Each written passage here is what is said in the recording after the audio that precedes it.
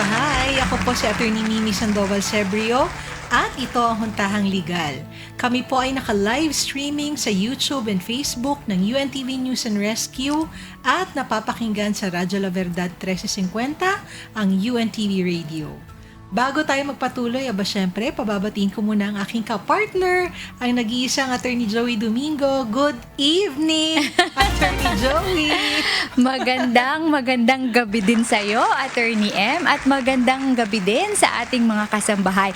At mga kasambahay, magkasama kami ni Attorney M. Live na live dito diba? sa studio sa isa namang napakagandang Huwebes. Bagaman at medyo mainit-init ang mga pangyayari. Maraming kaganapan. Maraming kaganapan. Pero syempre, hindi yun ang pag-uusapan natin ngayong gabi, Attorney M. No? Hayaan na natin yung mga ibang media na kumover muna nun. Ang pag-uusapan muna natin ngayon, Attorney M, anong topic natin ngayong gabi? Ito kasi related sa public service aspect ng ating programa. No? So, kailangan nating mapag-usapan kung ano nga ba yung tinatawag nating NCAP. Ano ba ang dapat malaman ng bawat driver? At syempre, kahit po yung mga hindi drivers, kahit yung mga pedestrians, dapat maintindihan ano ba itong NCAP na tinatawag. At dahil dyan, live na live. May kasama tayo. Live na live din dito sa studio, mga kasambahay. Ayan. Live ngayon dito sa studio. Ikaw na, Attorney M. Do the honors. Sige. Meron tayong inimbitahang panauhin, si Sir Mark Dunhill Bolima, ang Deputy Chief ng NCAP. Ayan, Sir Mark. Magandang gabi. Maganda na ito.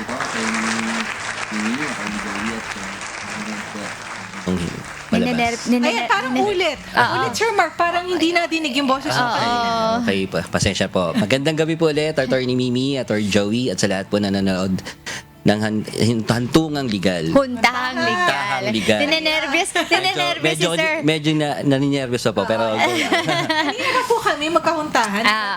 Kanina yes pa natin kausap si Sir Mark. Hindi daw kasi sanay si Sir Mark sa camera. Kunwari na lang, Sir, hindi ka naka-camera. Kunwari, katsikahan mo lang kami ni Attorney M. Di ba, Attorney M? Yes, Oo. Ayan. Oh, Ito, ayun. unang-una talaga pang bungad, no? Siyempre, Sir Mark, ano ba talaga tong NCAP o yung No Contact Apprehension Policy? Kasi ang daming nagtatanong, one of the most highly requested topics, Sir Mark, yung NCAP. Ano nga ba yan? In a nutshell, para sa kaalaman ng ating mga kasambahay, yung mga layman natin na kasambahay especially.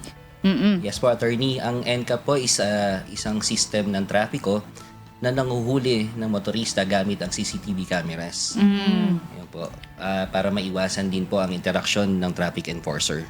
Ayan. Sir Mark, clarify ko lang para lang din. Kasi nagmamaneho tayo. Pagka sinabi mong NCAP, No Contact Apprehension Policy, ito ba yung makikita mo na lang sa lisensya mo na meron ka palang violation? Ganon ba yun, Attorney? Sir? Attorney, usually ang NCAP po is nagbe-base sa plate number. So hindi po siya affected yung license niya. So kung sino po yung registered owner, siya po ang makaka-receive ng notice of Ayan, violation. mamaya yung mga katanungan. Sige, bago yung katanungan natin ni Joy, tatanong ko lang, ito maraming nagtatanong sa akin personally. Sir Mark, yung NCAP na to, sabi mo ang basis dito is webcam, camera ba? Tama. Ano ba to? May certain areas lang or kalat talaga to sa buong Metro Manila? O lahat na ba? Oo, saan Lahat ba to? na ba? Yung mga camera na to? Merong... Siguro idagdag ko na dyan, bakit nga ba yan pinapatupad, Attorney Joey, Sir Mark? Bakit nga ba may NCAP tayo? At kailan ba yan nagsimula? Tsaka kung buong Pilipinas na ba ito, Sir Mark? Okay po. Ang dami na nun. Opo, Attorney, ang MMDA po ay nakabase po sa Metro Manila. So, ang cameras po natin is sa major thoroughfare including EDSA, C5, and lahat po ng major thoroughfare. So, usually, ang motorista na mahuhuli natin is nakabase lang kami sa plate number. So, siya po ang unang makaka-receive ng notice of violation kung sino lang po ang registered owner niya. Kailan po ito nagsimula, Sir Mark? At bakit nga ba nagkaroon ng NCAP? Nag-start po ang NCAP since 2016 pero na-resume po siya ngayong May 2025. Bakit po natigil, Sir Mark? Dahil po may Supreme Court order na TRO po ang NCAP. Pero okay na. Okay na po siya. Nag-resume po noong May 2025. Ayun. Recap lang, Attorney M, bakit anong basis ng TRO ng Supreme Court, Sir Mark, if hindi mo mamasamaing i-share natin sa publiko?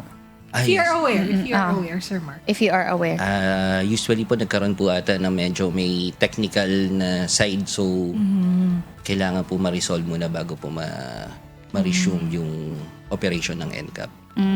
But yun nga, kung na-lift na attorney, baka okay na for now. No? So, ibig sabihin, ang coverage nito is yung mga areas na may camera na nakaka-capture yung mga plate number. Paano yung mga violation sa mga areas na walang camera tapos may violation, hindi applicable. So, kumbaga, mayroon pa rin contact.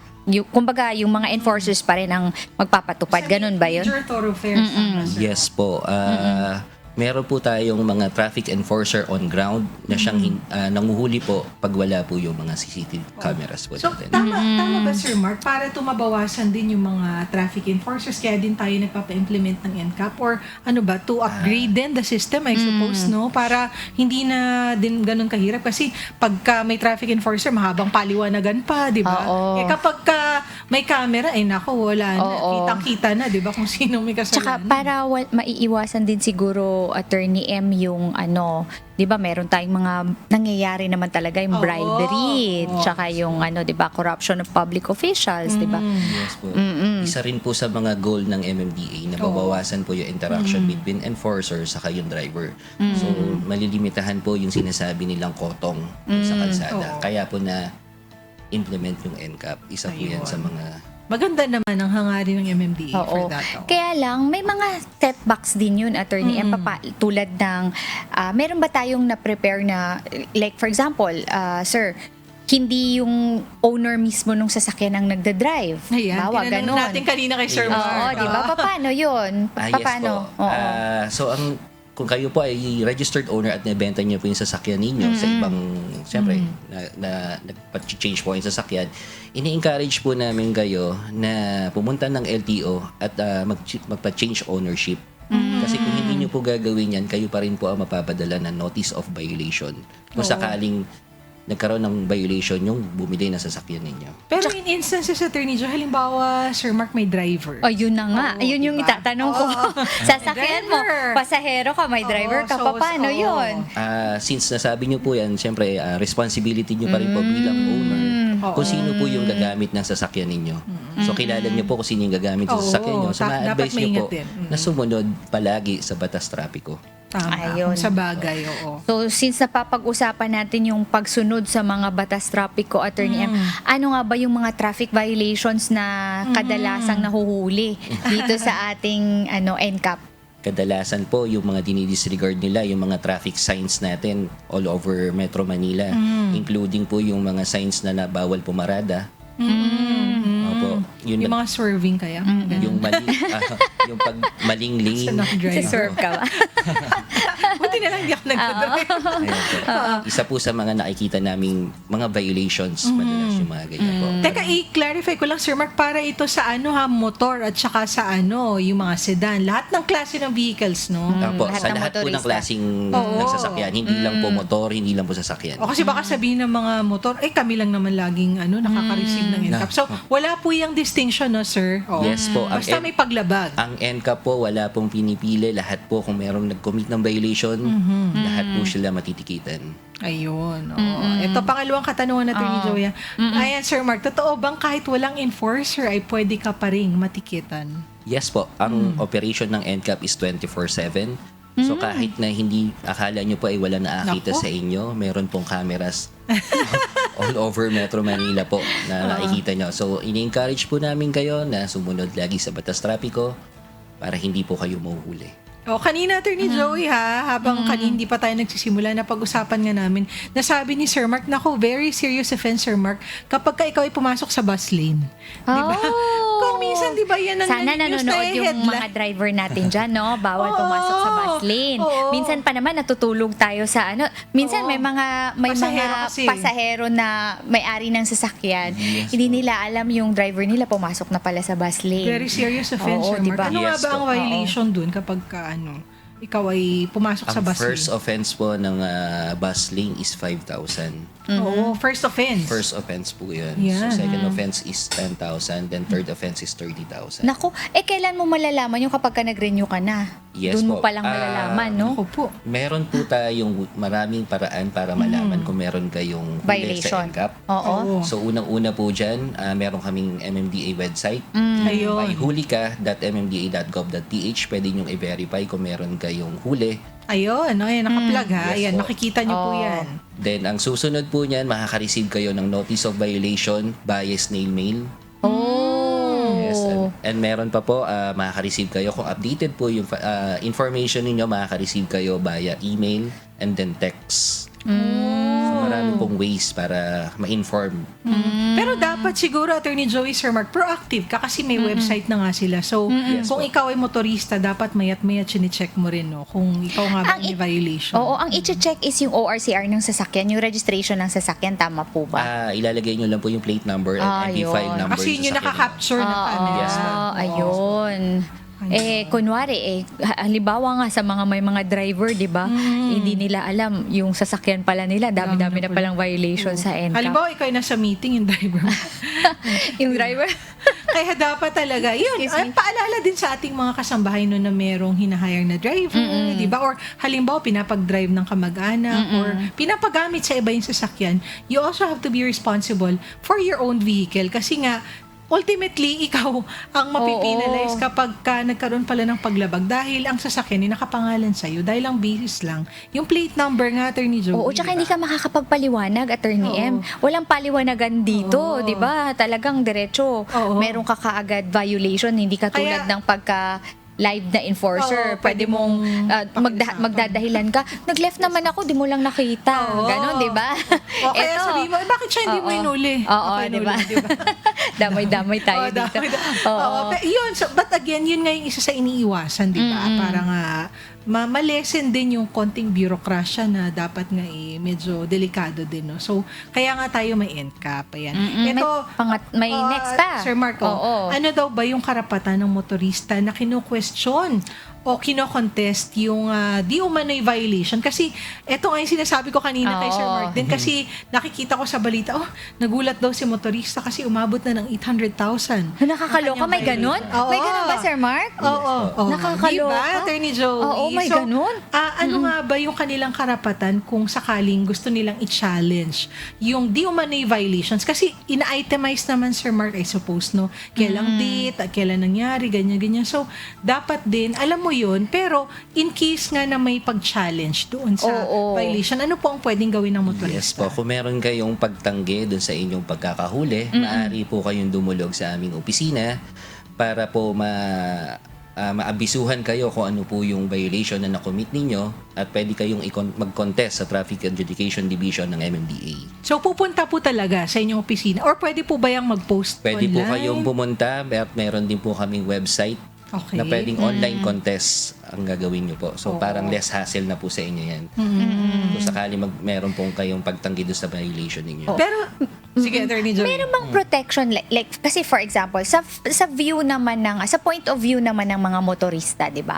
Kasi yung kanina sinasabi natin very convenient nga, maraming yung mga benepisyo naman yung napag-uusapan kanina. Pero ang sa akin lang, may protection ba tayo dito? How can we make sure na talagang may violation o hindi lang nagcha-charge lang ng nagcha-charge. 'Di ba? Tapos yung mga walang kamuang-muang na mga motorista katulad nga nun, umabot na ng 800,000. Meron ba tayong mga safety measures or talagang ma-ensure na talagang legitimate na huli talaga yun? O baka pwedeng hindi kaya maaabuso yun, na-click lang ng click yung camera, wala namang... paano po chine-check ng NCAP din yung system niyo? Yun. Dumadaan po siya sa masusing validation ng human intervention. So meron po kami mga personnel na nagbe-verify kung tama yung pagkakahuli po sa inyo. Hindi lang po ba siya AI yung manguhuli sa inyo. So dumadaan pa rin po sa mga personnel namin yan para malaman kung ang pagkakahuli sa inyo is tama. Okay. Ito, Kasi- idagdag ko na, Attorney Joey, ha, kasi yun nga, nung nabalitaan ko yung na-news yun yung nag-800,000.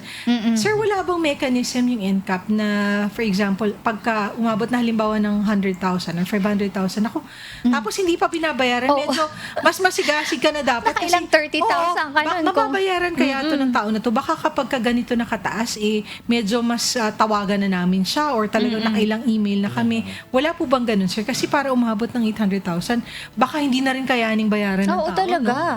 Lalo na kung simpleng mamamayan yung Yes na po. Ini-encourage po talaga namin sila everyday mag-check po sila sa May Huli Ka. Then yun nga po, dapat updated talaga sila sa LTO. Yung information nila para malaman doon. may app ba to, Sir Mark, na available? Or basta website lang. Or website lang? Yung MMDA app po namin, makikita po namin. Yung May Huli Ka, ilalagay nyo lang po yung plate number nyo, yung MB file number, mas mabilis nyo na malalaman kung meron kayong huli. Existing na huli po sa MMDA. Ayan. Sige, idagdag ko na rin dahil patungkol sa bayarin, no? Sir Mark, nag-i-interest ba yung violation? Halimbawa, for 2 years. I mean, di ba? Kapag 2 years na, sabihin nila, ay, ang tagal lang di na bayaran. Nag-i-interest Tapos po ba yun? 12% interest per annum. Wala naman siya. Hindi applicable yung konsepto Yes ng po, interest. attorney, regardless kung kailan nyo siya na-receive, hindi po pumapatong, hindi po nagkakaroon ng extra charge yung violation ninyo. So, basta kailangan lang ma-settle. And kung Yes hindi po. mabayaran, halimbawa mag-expire na yung lisensya, ganun ba yun? Hindi marirenew? Sa registered po yan, pag hindi nyo siya nabayaran, mag-a-alarm po siya. So, hindi po kayo makakapag-registered.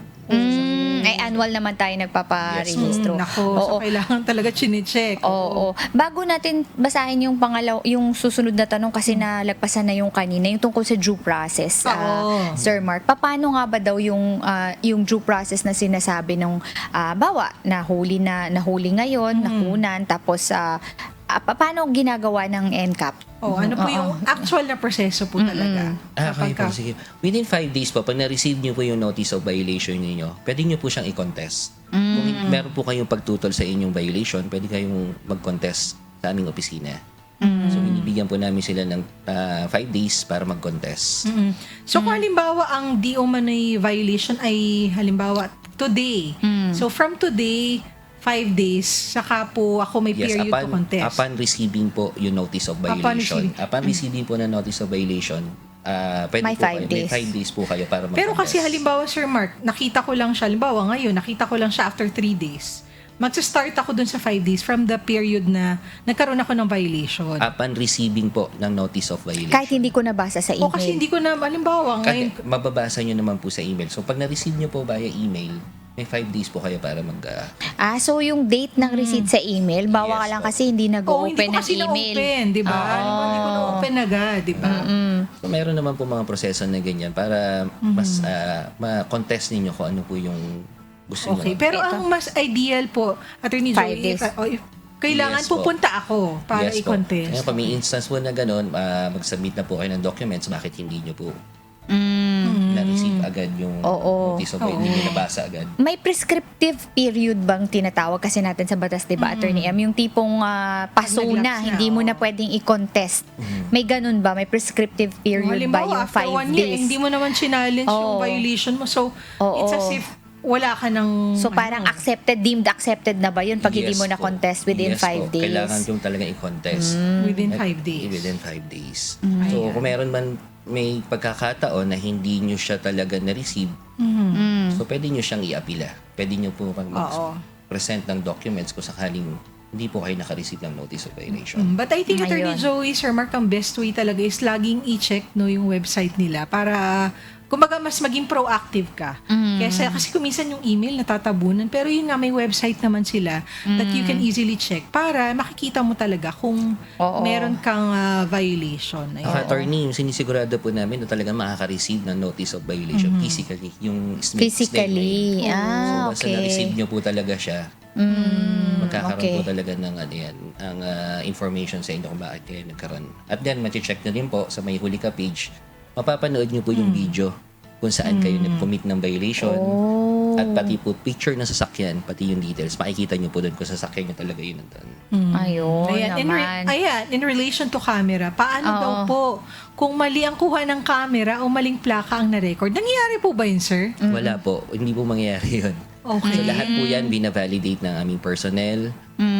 Wala pong nagkakaroon ng ganyang pagkakamali. Na mali yung plaka Yes or po. mali yung kasi Mali yung paano? basa ng AI. Paano? Hindi po. Oo. Kasi dumadaan pa po talaga sa validation yan. Oh, tsaka sabi nyo nga, sir, may human intervention Yes pa rin po. to check, no? Yes, sir, to check po. Okay. Hindi po nagkakaroon ng pagkakamali kasi AI cameras na po yung ginagamit Ayan, natin. ako yung mga motorista, narinig niyo. Ayun, mahirap sabihin na nagkamali yung camera. Oo. Kasi nga may intervention pa, may human Oo, may intervention validation pa. pa. May validation pa kung talaga bang nag-left turn ka or nag-right turn ka, hindi katulad ng pwede natin kasing sabihin na ay hinuli lang ako niyan kasi Pinagtripan mangungutong. ako.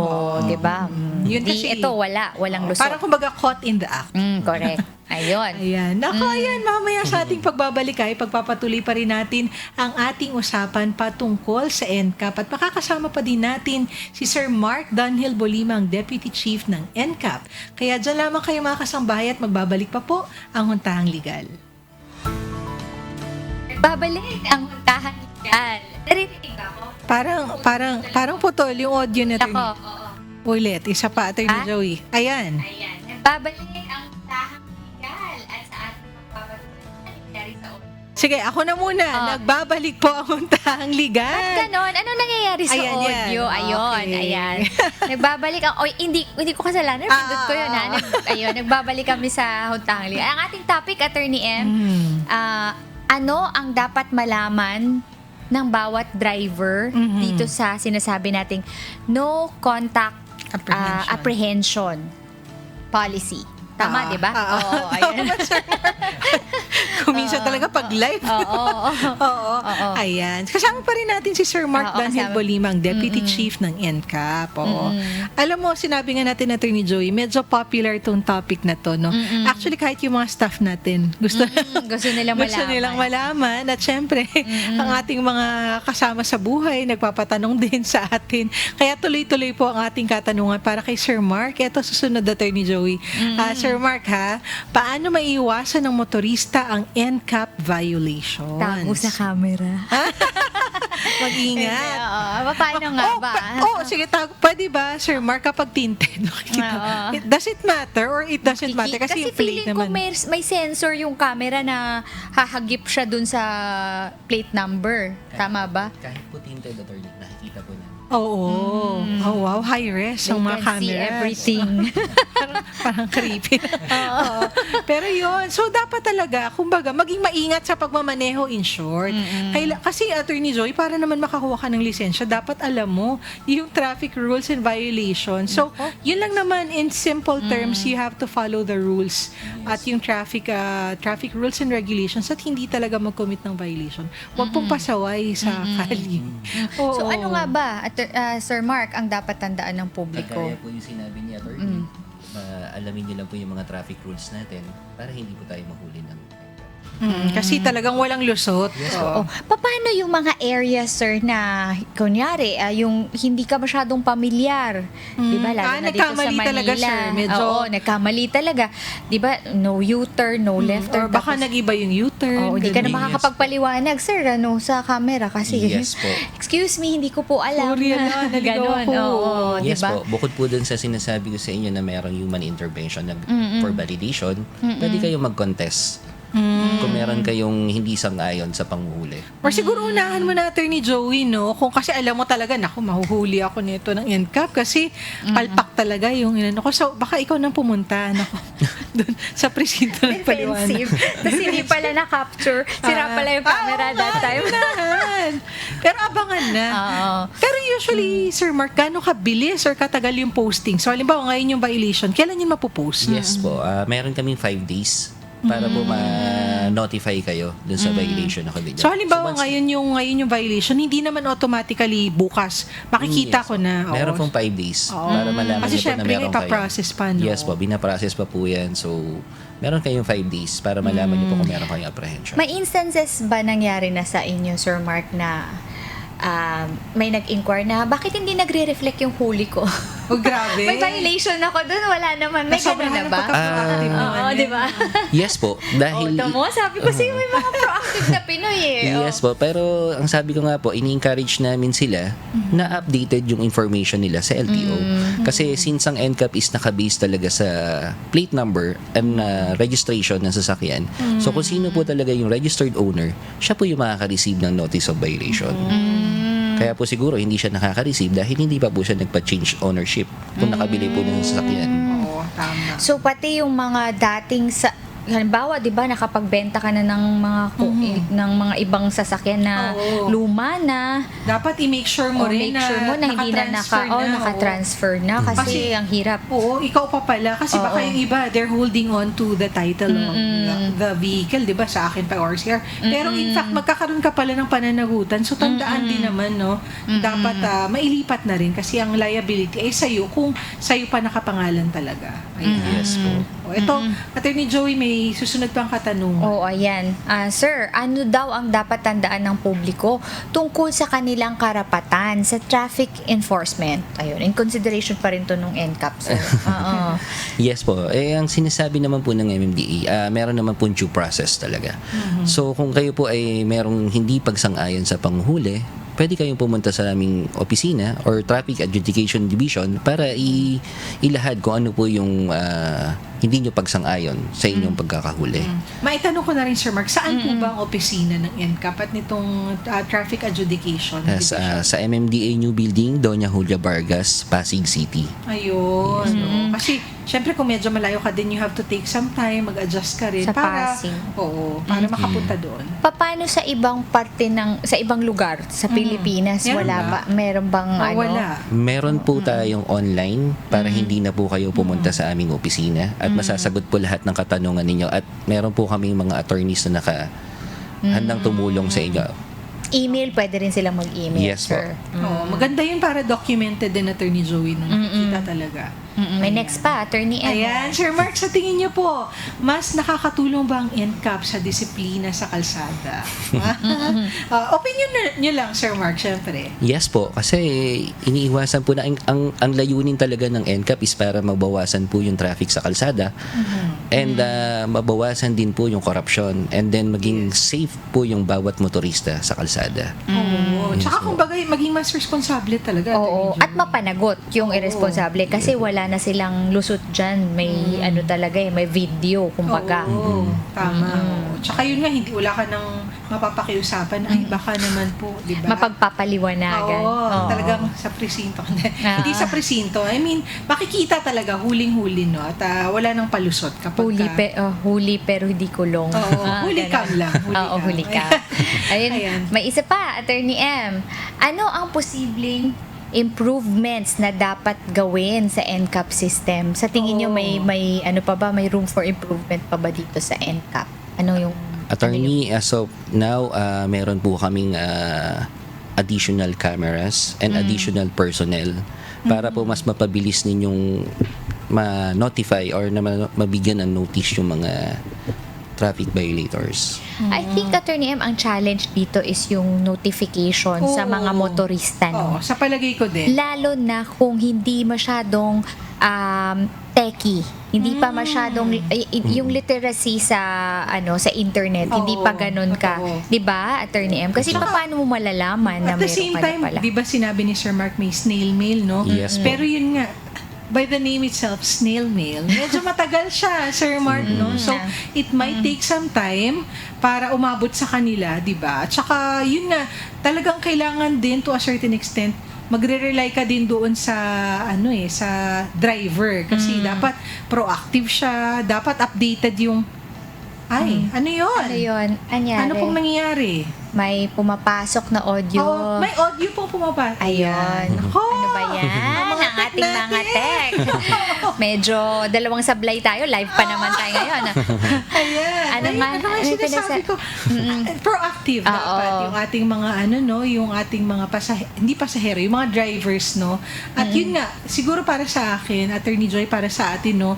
Halimbawa, yung paghahatid ng snail mail, diba? Ano Dapat ba yun? updated yung address din. Oo, registered mail ba yung ginagamit? Yes po, Oo. registered mail. Same sa mga Pagpapadala sa ng mga sa courts. courts. Oo, Oo. registered Opo. mail yung ginagamit. Naku, pag ganun, matagal talaga. Oo, it might take some Oo. time eh. Kaya nga, tinatanong ko, naku, may interest ba? May ganyan ba? Kasi baka sabihin ng tao, usually ang naririnig kasi namin, Sir Mark, ako personally hindi ko alam, umabot na ng ganito. Di ba? Ang tagal, ganun pala, umabot na, ano ba yan? May interest ba yan? Tsaka, wala naman akong ginawa. I mean, to a certain extent, may deniability eh, di ba? Oo. Kasi hindi naman ako aware na nag-violate pala ako, ganyan-ganyan. Ano nga palang mangyayari, sir? Ito naisip ko lang. Pagka, kunwari, hindi mo binayaran yung violation, tapos, syempre, hindi ka makakapag-renew, di ba? Ganun naman yun, di ba? Hindi ka makakapag-renew. Tapos, hindi ka talaga nag-renew kasi hindi mo binayaran. Kasi nga, Okay, sige, lalapse na lang. Wala akong pambayad. kinokontest mo, hindi ko alam yan. Di ba? May mga ganong motorista. Paano yun? Ano ang mangyayari kapag may ganong pagtanggap doon sa huli? Yes po, since kayo po ay obligasyon ng isang registered owner na iparehistro ang sasakyan. So kayo ay, kung hindi po kayo nagpa-rehistro ng sasakyan, possible po na mahuhuli kayo. At may penalty po ang hindi pagre-rehistro ng sasakyan. Oh, So, pero doon. pero paano kung hindi na muna ako magdadrive, 'di ba? Pag-amin ko muna sa iba, pero Oo. syempre sa'yo pa rin. Oo, Kasi sa'yo pa rin. Oo, sa'yo pa rin Kung iba yung nag-drive ng sasakyan mo, siya yung mahuhuli. Oo. 'Di ba? Pagka ganun. sa bagay. Ay, hindi. Kasi Sorry. sa'yo, ayun na. Tinignan ko yung reaction ni Sir Mark. Kung kanino kasi nakarehistro. Oo, yun so, nga. kahit hindi ka mag-renew ng lisensya mo, kung sa'yo pa rin nakarehistro. Oo, di ba? So, oo. talagang walang huli ito. Sakit. Sakit sa bangs. So, Walang again, talagang, lusot. you really have to be aware. At kahit pa hindi ka mag-renew ng lisensya mo, kung sa'yo nakapangalan yung sasakyan, sa'yo nakarehistro, Paano ikaw yun pa kung rin. hindi ko babayaran? Hindi ko gagamitin yung sasakyan, hindi ko babayaran. Okay lang, basta itago ko na lang yung sasakyan muna. Hanggang gaano ka, ang daming sasakyan. Bibili na lang ng bago. Pwede ba yun, yung ganun, sir? Pero nandun pa rin po sa sasakyan niyo yung may alarm. record pa din. May record pa rin po kayo. So, So, pag ginamit niyo po naka-alarm, siya, kumbaga yung sasakyan. yes po, naka-alarm pa rin po Ayun, siya. yung So, ano ko. Oo. Naka-alarm yung sasakyan. Kapag ginamit mo siya at mapapadaan ka sa kung saan yung lugar na merong Yes po. merong huli cam, kumbaga i-update o kumbaga i-appraise kayo kaya saka mahuhuli. Okay. Ayun. Ayun. Okay. Sa ating pagbabalik, bibigyan naman natin ng tugon ng ilan sa katanungan mula sa ating mga kasangbahay patungkol pa rin po sa NCAP. Kaya dyan lamang kayo at magbabalik pa po ang Huntahang Legal. Ayan, Sir Mark, may mga ilang questions po ang mga viewers natin regarding sa topic natin ngayong gabi. Ang pinag-uusapan natin is yung no contact apprehension policy. Ayan, narito po ang ilan sa kanilang mga tanong. Ayan, mauuna na tayo. Attorney Emma, no? Sige. Nakatanggap po ako ng NCAP violation, pero hindi naman ako ang nagmamaneho nun. Ako pa rin po ba ang mananagot? Ayan, ulitin na lang ni Sir Mark. Ulitin na lang ni Sir Mark. Nasagot ko na po kanina, attorney. Pero ulitin ko pa rin po, kung sino po yung registered owner, meron po siyang obligasyon. Kung sino po ang gagamit ng sasakyan niya, siya pa rin po ang mapapadala natin ng notice of violation. So, siya pa rin po ang may responsibility doon sa pagkakahuli. Oo. Yung pinag-usapan natin kanina, Attorney M. off-cam, no, na yung mga employers magkaroon na Yes. lang ng usapan with their employees, lalo na dun sa may mga driver na mag-ingat Yes. kapag mamaneho. Otherwise, magiging Sa'yo kasing Oo, pananagutan yun eh. oo, magiging liability niya yun as a driver, di ba? Kung paanong magiging arrangement, ibabawas Yes. sweldo yung magiging violation, di ba? Oo. Kasi kung minsan Lalo na- talaga, Attorney Joey, may mga mangilan-ngilan lang naman no, na drivers na medyo reckless din talaga. No? Maliban sa syempre, kailangan isipin mo baka masira yung sasakyan. Syempre yung safety mo, di ba? Kasi yun naman din yung reason kaya meron tayong traffic violations kasi it's for the safety of the drivers and the pedestrians. Tandaan natin kasi pag nasa kalye, ang daming sasakyan, ang daming motor, ang daming pedestrians meaning mga taong naglalakad, no? Correct. So, lahat yan, we have to take into consideration pag ikaw ay nasa daan. Kaya nga tayo may traffic violations. At dapat, Attorney Joey, sa totoo lang naman, para ka magkalisensya, dapat alam mo lahat ng traffic rules and Totoo violations, yan. no? So, wag na kayong makiusap na, ay, hindi ko na ako magtitest, no?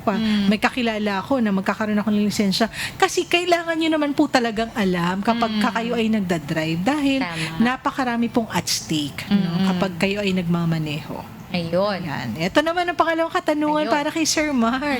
Paano po kung nabenta ko na ang sasakyan pero sa akin pa rin ipinadala ang NCAP ticket? Ayun. Yes po, ini-encourage po namin yung mga nakapagbenta na ng sasakyan na obligahin po nila na mapalitan na po yung kung sino pa yung unang may-ari. Ma-change ownership na po siya. Yes, Kasi oo. kung hindi nyo po gagawin yan, sa inyo pa rin po babagsak yung notice of violation. Oo. So again, babalik tayo dun sa main principle na sinasabi ni Sir Mark. Kung kanino nakarehistro yung plate number. So kung ikaw po ang nagbenta, dapat ipa-transfer mo na rin, di ba? Yung Attorney seller talaga, Oo. no? Ang Yes dapat mag-assert na talagang ma-transfer. Otherwise, whatever happens to the vehicle, talagang babalik sa kanya, di ba? Kasi yung iba pa Kanya. kasigurista, Attorney Joy, ay sige, bebenta ko pero sa akin pa rin yung pangalan, yung ORCR na isipin mo na kaisa ka, but in fact hindi kasi ang liability noong Correct. sasakyan doon sa halimbawa may NCAP, doon sa kung kanino nakarehistro at meaning sa'yo yun kung hindi mo ipa-transfer, no? So talagang tama, Sir Mark, sa kanya ipapadala kung sa kanya po. pa nakapangalan. Kaya i-notify po nila yung LTO na Pwede din yun, may yes, option sila. nabenta na po yung nabenta sasakyan na. nila. Oo. Ah, Pero okay. magdala ka din ng patunay, Yes di ba, po. Sir Mark? Hindi lang pwedeng, binenta ko na. Yes po. Oo, So, pwede nilang gawin yun, no?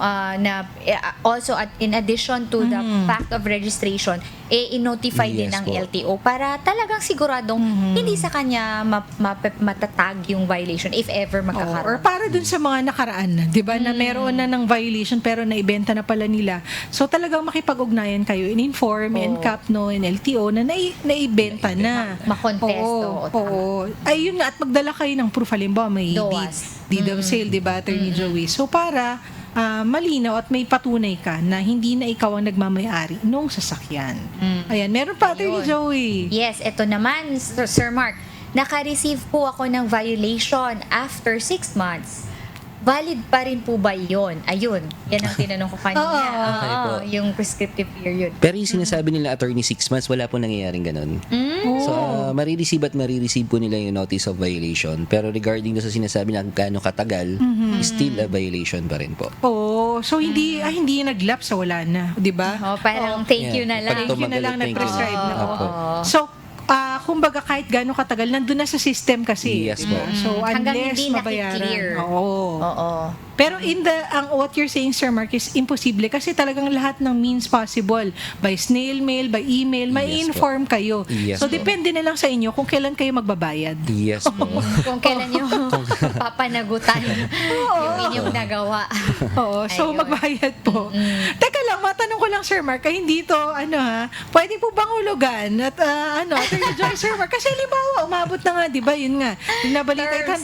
800,000. Pwede bang makipag-usap na masyado na po atang Amnesty. mabigat, hindi ko na kaya? Pwede po bang 2 gives, 3 gives? So, pwede bang magkaroon ng Amnesty. Oo, kasunduan with Oo, NCAP, ganon. with MMDA, or hindi po talaga absolutely kailangan bayaran mo ng buo kung magkaano na ang inabot. Ini-encourage po namin sila na pumunta sa aming opisina or sa Traffic Adjudication Division kung meron kayong pagtutol po dun sa pagkakahuling ninyo. At kung gusto mo nga na halimbawang pwedeng Yes po. Kasi nga kung Terms. kung may terms, dahil nga wala po akong cash ngayon na ganito kalaki, pwede po bang ganito? So, in short, pumunta po muna kayo and then makipag-ugnayan. Yes po. Kasi ibig sabihin, willing to pay ka naman, di ba? So, kailangan Ang ipakita mo tanong, ng willing to wait ba sila? Sana let's meet halfway Oo, para ayun. doon sa mga may Ganon. violations. Ganun talaga. Maganda pag Oo. nag-meet halfway. Yes. So, eto naman, Sir Mark, ha? Pwede po bang hindi ma-renew ang rehistro ng sasakyan namin dahil unpaid ang NCAP violations? Parang nasabi mo na rin, Sir Mark. Yes po. Naka-alarm po yung sasakyan ninyo. Once na hindi po kayo nakapagbayad ng inyong So, violations. anytime, pwedeng Yes po. hulihin. Oo. What do you mean, Sir Mark, naka-alarm? Meron po kayong alarma.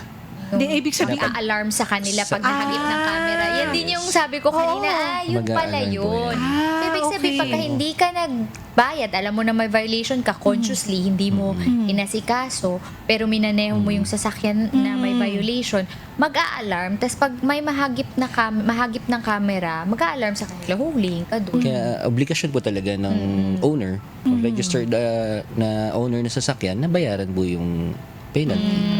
ayun. Okay. Ito pa, Atty. Meron Joey. pa. Kapag po ba, hindi ko binayaran agad ang NCAP fine, lalaki ba ang penalty? Tinanong ito ni Attorney M kanina kung may interest. Ayun. Yes po. Wala po, attorney. Wala pong interest yun. Regarding kung kailan nyo po na-receive, doon lang po makikita nyo kung magkano yung violation ninyo. Wala pong additional charges dyan. Pero bayaran. Bayaran pa din. Huwag naman din abusuhin na palibasa. Bayaran at makipag-ugnayan. Oo. Yes, Kasi po. nga kapag kagaya nga niyan, umabot ng 800,000, ibig sabihin nun, Attorney Joy, panay-panay na yung violation. Oo, I'm sure, sir. paano yun, Paano sir? ka aabot ng ganun? Kasi sabi mo 800,000, hindi nangyayari. nag-alarm? Nag-a-alarm po yan. Pero since, syempre, driver po is matigas siguro yung ulo. Akala niya is wala nang uhuli.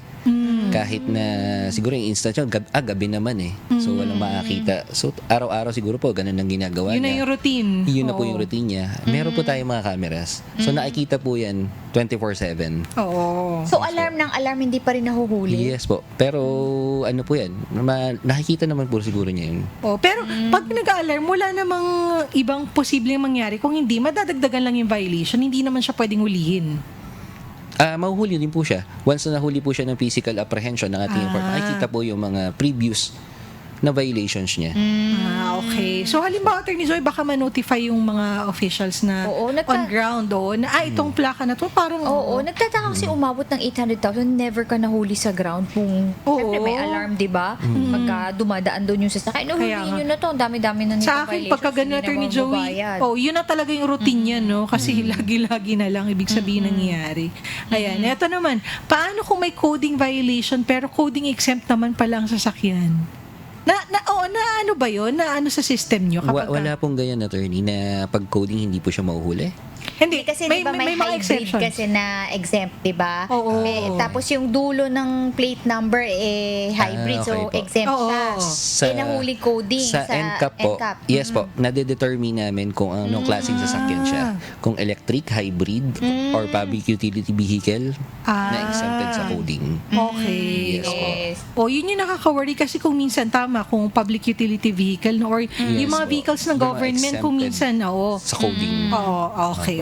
Sige, Ayun, at least baka- malinaw. Kasi nakakatakot din, di ba? Yes. Yung iba ayaw gamitin kasi nga, ay, baka may NCAP ako. So, nanonotify naman pala Yes po. yung NCAP in advance kapag exempt po sa coding ang ilang sasakyan. Ayan, Attorney Joey. Ayan, ito baka cover dito yung concern mo kanina, Attorney M. Oo. Kapag company vehicle po ang gamit, na empleyado po ba O kumpanya. o kumpanya ang mananagot? Company vehicle daw. Kanina po sa sinabi ko kanina, attorney, bilang isang employer, obligasyon nyo po na kilalanin yung driver ninyo. So, ganun pa rin. Yes po. So, ang notice of violation, naka-charge pa rin po yan sa registered owner na sasakyan. Ng sasakyan. Yes. So kung company ang registered owner, company yung Yes po. mananagot. Yes po. So, kumbaga internal na lang ng company and company driver Yes yung po. violation. Parang Attorney Joey, isingit ko na yung konting legal principle, di ba, sa torts and damages, di ba? Yes. Diligence of a good father of a family. So, kailangan yung in the supervision, selection and supervision of your employees, you should also be exercising diligence of a good father of a family. No? Kasi So, may vicarious liability yes, na. dahil nga Yun. magkakaroon ka ng pananagutan kahit hindi ikaw yung nagmamaneho, kahit halimbawa again for the company, no, kahit sa kumpanya nakapangalan, pero yung driver nyo, syempre hinire nyo siya, dapat responsible din kayo sa pagpili na, syempre alam nitong driver yung traffic violations, di ba? Hindi naman to kasero magmaneho, di ba? And so on and so forth. So dahil nga nagkakaroon ka ng vicarious liability, kagaya na Sa sinabi transport natin. law June. natin yan, even kapag ang driver may kaso ng reckless imprudence resulting in homicide or serious physical injury, yung owner ng sasakyan is may vicarious liability siya. Kumbaga, mananagot siya. So, the same with this Yes. siguro. Mag-a-apply dito yung principle na yun, di ba, attorney? Tumpak. Ayun. Wala na ata tayong oras, no? Kasi actually, kanina pa natin tinatanong si Sir Mark, kahit off-air. Ayun. Nagpuntahan off-air. Maraming salamat kay Sir Mark. Maraming salamat Daniel. din sa inyong Oo. oras. Ayan, Sir Mark, ano nga ang inyong final words at baka kayo may babatino pa sa salamatan. Please go ahead po. Paalala lang po doon sa mga motorista natin, ugaliin po natin sumunod sa batas trapiko para po tayo makaiwas sa pagkakahuli sa lansangan. Yun lang po. Ayun. Hindi ba namin dapat katakutan ng NCAP? Hindi po. As long na sumusunod po kayo sa batas trapiko, hindi po kayo kailangan matakot. Ayun. Wala kang babatiin, sir? Wala. Wala. Very private si Sir Mark. Ayun. Maraming salamat, Sir Mark, sa inyong pagpaunlak sa amin ni Attorney M dito sa aming programa. At live na live. Oo, kasama at live sa na studio. live. With all the technical difficulties and everything. Oo. Ayun. So again, many thanks kay Sir Mark Danhel Bolima, ang Deputy Chief ng NCAP. At kagaya nga na sinabi natin kanina, Attorney Joey, highly requested. Ayun. Itong topic na ito, kaya sana po kayo ay maraming natutunan. Oo, ayan. Narinig sana yung mga kasambahay natin na driver, nagmamaneho, at kahit hindi mga employed as drivers, pero yung mga kasambahay natin na may mga kilala na nagmamaneho, paabot yun na rin sa kanila na hindi naman dapat katakutan yung NCAP. Basta Yes. alam natin at sumusunod tayo sa traffic rules. Ayun. Ayan, isa na namang Webes ang natapos, para po sa mga may nais na idulog sa kahit na anong problemang legal, ipadala po ang inyong mga tanong sa 0925-355-5778.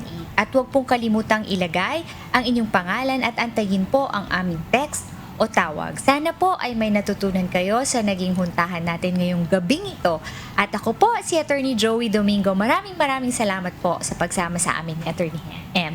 Ayun, bago ako magpaalam, binabati ko po ng happy birthday in advance ang aking friend, si May Basaya Lapis. Birthday niya sa May 16. Nako, happy Attorney birthday Joey, sa'yo. Kaibigan ko yan since elementary. Wow, diba? ang sarap ng mga ganong friendships. Diba? Attorney M. Ayan. Through the years. Lagi yung Ayun. nanonood sila ng Ay, kanyang talaga. asawa. Happy birthday Ayan. sa'yo. Happy birthday, May.